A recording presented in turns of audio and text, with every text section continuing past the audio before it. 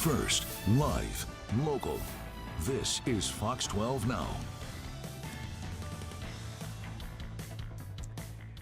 Hello, this is Fox 12 Now. I'm Greg Nibbler. You have probably heard about this by now, but in case you haven't, MGM Resorts, which owns resorts across the country, really, several different states, obviously in Las Vegas, suffered a cyber attack which had massive implications. As of right now, of us live streaming, their website still seems to be down, except for just a message on there saying that they're experiencing an issue. We have heard that people are now able to get back into their hotel rooms, which that was something that was shut down because key cards stopped working. So many different things going on with this. So what we want to do today is actually talk about what has happened, maybe find out a little bit more information of how something like this could happen, and then some ways for you to also keep your data safe. You know, if you were involved in this, if you were there during the cyber attack, or even just in general while traveling. And we have Pete Nicoletti from Checkpoint, who is joining us. Pete, always good to have you on here and to give us the information about what's happening. You know, there's a lot of bad actors out there who want to steal our stuff, and you know about that, and we can get some details on maybe how to protect ourselves from that. But I think talking about this MGM resort, can you kind of recap what we know as far as what happened? Sure, Greg. And I really appreciate it. You only call me when there's bad news. So That's true. Greg, here's the situation. It's Groundhog Day all over again. Back in 2020, MGM Resorts suffered a pretty serious breach, and over 10 million customers' information was stolen. And we'll talk a little bit about MGM, but then what we really want to talk about is if you're a customer and what you need to look at, because there was serious repercussions for end users during that original breach. So as you pointed out, it's rooms, it's slots, it's phones, it's internet, it's the website. You can't buy tickets. You couldn't even get on the elevator or off the elevator. So really a significant cyber breach occurred. And we don't see that many systems getting knocked offline unless it's really something significant. Most companies have things, they're using something called segmentation, where, if one of their primary systems is affected, other things are can still operate. So this is a pretty serious breach. We don't know what the vector was or who the actors are yet. We expect tomorrow, when they have to file their SEC 8K, their material issue affecting their stock, which their stock has already taken a 2.5% hit. We expect to see a pretty big revenue hit as well. But there might be some more. Right now, the lawyers are writing up, they're furiously writing up the breach report and submitting it to the SEC because they're one of the critical infrastructure. So we'll learn a little bit more about it tomorrow. But for your viewers, Greg, this is what it means to them. If you're a customer of MGM, whether it's your loyalty program or if you've used your credit card on site, the first thing I'd be looking at is making sure that I'm looking over my statements, and I'm making sure, first off, I want to be using a credit card, not a debit card. With the credit card laws, you have 30 days to protest any kind of unauthorized purchase. With a debit card, you do not get that luxury. So the first thing I'd be doing is looking very carefully at what card I used at MGM. And if it was a debit card, I'd be calling my bank and saying, get me a new card. So that'd be the first thing. The next thing that's kind of key, based on the last breach with the cell phones that were taken, Justin Bieber's information, Jack Dorsey, the previous CEO of Twitter, their phones were compromised with what's called a SIM swap. So if you're using your phones, if you're a highly targeted individual and or you're using your phone for your crypto wallet or two-factor authentication, I would be talking to your cell phone provider to make sure that they're protecting you against a SIM swap. All the major cell phone providers have extra layers of service that validate your SIM swapping to make sure that that's okay to happen. So be careful about that. Check to see. Now, here's the next thing, Greg, for your viewers. Real quick, I just want to ask about that for the SIM swap. So does that include somebody who's using it, for Apple Pay or something like that?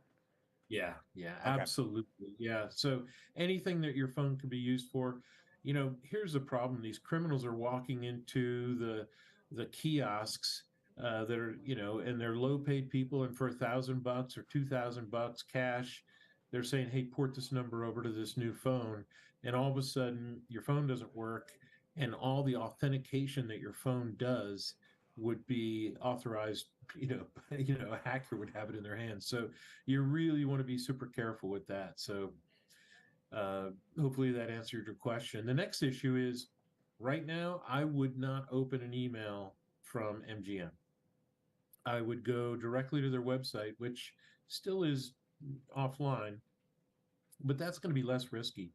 One of the first things that attackers are going to be able to do if they've stolen your email address is they're going to be targeting you with very specific phishing attacks with brand impersonation. It's going to look like MGM. It's going to have all the logos. It's going to have all the navigation that looks like an MGM, email, but it's going to be a brand impersonation email with a phishing attempt to say, "Hey, re-log in with your bank information, re-log in with Right. your loyalty points information." We're So back up. I'd be Yeah. I'd be super careful about clicking on anything that looked like it was from MGM right now. That's a really good point, and that goes, I'm sure, for anybody who is there or not there. If you're getting those emails, avoid it. I mean, something about this, just you mentioned, segmentation is what normally companies do, but does this just mean that all of their systems across all of these different organizations? I mean, it really was like, could it have been just one cyber attack got in and got access to all of that?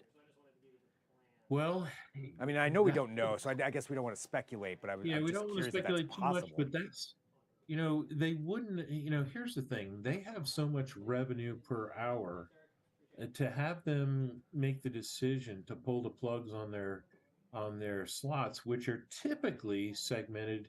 They call it a big brain. They typically have it on and that's where they can dial up and dial down what kind of odds they're going to give that day, whether it's 51% or 50%. So, there's a reason there's a lot of lights in big buildings and beautiful places because they end up making money. So don't cry for them too much. They'll bounce back. Their reputation will take a little bit of a hit, but as we've seen with Home Depot and Sony and Target, over time, people just forget about it. And that's the other thing that's very concerning to me always is, we're sort of calloused to attacks out there. It's just another hack. What can we do about it? Well, there's a lot of things we can do about it.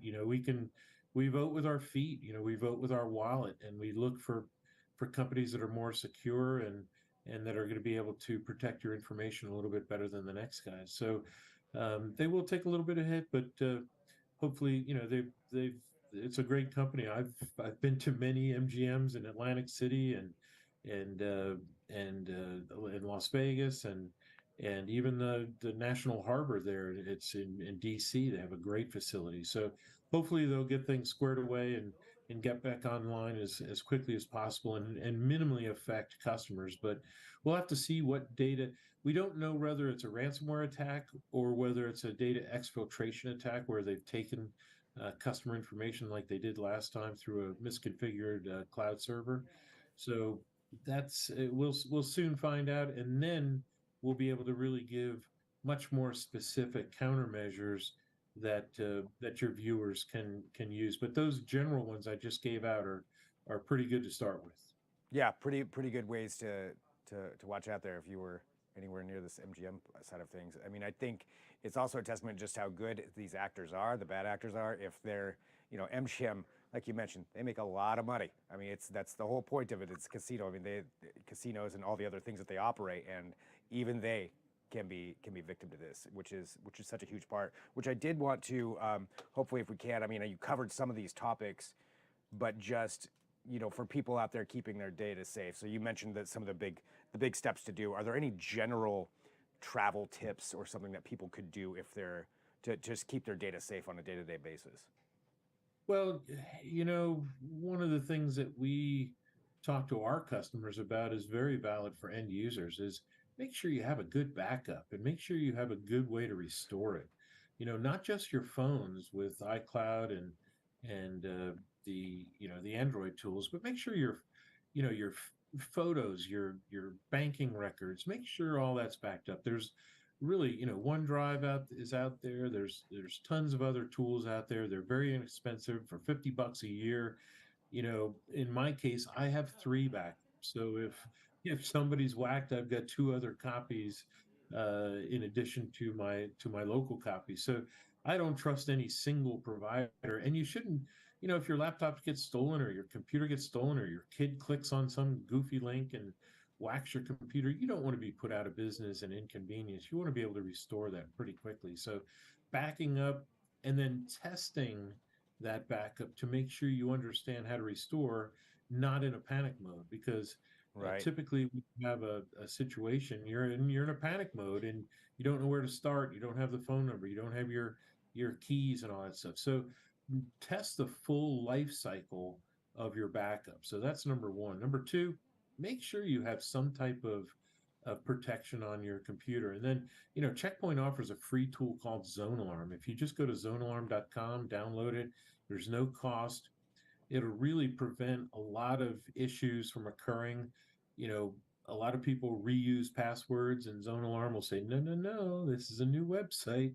Every website should have its own password, because you don't want to have one single website be compromised, like MGM, and then all of your other emails or all of your other websites share the same passwords, because these hackers have uh, tools that they're taking that email and password combination and attempting to log into thousands of other websites immediately after the breach. So they're trying to log into your bank. They're trying to log into loyalty points. They're trying to log into where anything there is of value that they can take. So the primary target or the primary vector might have been MGM, but you might be a secondary victim to this. Wow. Yeah, because if they can instantaneously do that, you may not even know anything's happened, Yeah. and they're already into everything. That's a really good point. So definitely make sure your passwords are different for every site. And sometimes that seems like a no-brainer, but I still, a lot of people do that. Keep that same thing going. Well, there's a quick way to check it, Greg. Go to Have I Been Pwned, PWNED, haveibeenpwned.com. It's a security researcher's website, and you've just learned a hacker word for today. Pwned means you're owned in hacker speak.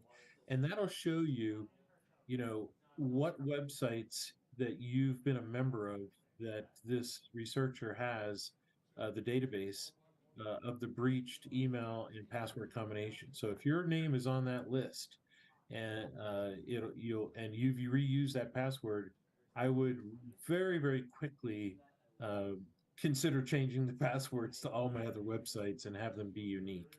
And in my case, I use a couple different letters from each website and a super duper strong password in the middle. So, if you're logging into, your TV station, a couple letters and then a very strong password with all the, capitals and odd characters and numbers and everything, and then a couple other characters from your website. That's an easy way. That's why you only have to remember, basically one password, and then change those guts to that middle part of the password every year. So if you are compromised, a really smart hacker would know what type of approach you're using. So, and we used to do that. So that's for 9 years or so. I broke into companies, and we would look at password. What people were, how they were constructing their passwords, and try to assume their next password. So don't Wow. think that hackers are devious. That's why they're winning right now. Yeah, yeah, and they're always learning, and that's really interesting that they could go in there and figure that out. But that's also a good. I like that password approach though, for the most part. Maybe be. Or use a password manager. That's another thing. Yeah. Password managers out there, and they're between your phone and your laptop and your computer. So you only have to have one password manager.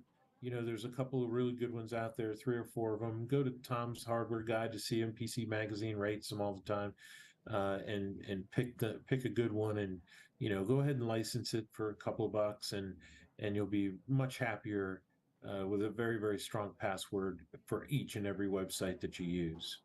Well, Pete, always great advice. Anything else to let people know out there? We talked about that credit card, debit card. Even if you're not a debit card user at MGM, I would really, it's better idea to do prepaid credit cards. Throw 500 bucks at it, and you get the law on your side for those transactions. So, talk to your kids. And the one other thing that I would like to add is, for people that are really cyber savvy, work with people that aren't so cyber savvy. Your parents might be going to MGM and playing penny slots and quarter slots, and they might not know about this.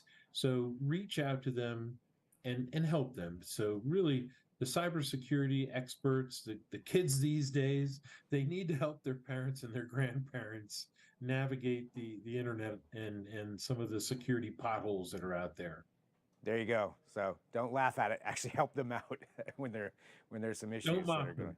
Don't Yeah, mock them. yeah, definitely. Well, Pete, as always, appreciate you being here. And joining the show, and with Checkpoint, providing a lot of this info. And you mentioned the zone alarm, so some different ways that people can try to protect themselves out there.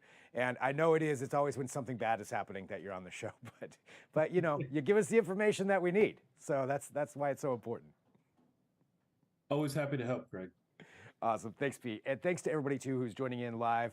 I'll just let you know this is Fox 12 now, so if it's your first time watching, great. And I say that a lot, but I just want to always say that I appreciate you joining in. So if you want to check out any of our other segments, some of the ones that Pete's been on, talking about cybersecurity, you can go to our Fox 12 Oregon YouTube channel or the app. The app now has a Fox 12 Now button on right there. You can just press that. You can watch a lot of our videos there, or of course at kptv.com as well. So that's it for right now, and I'm gonna go ahead and log off. I'll talk to you soon. I'm Greg Nibbler. This is Fox 12 Now.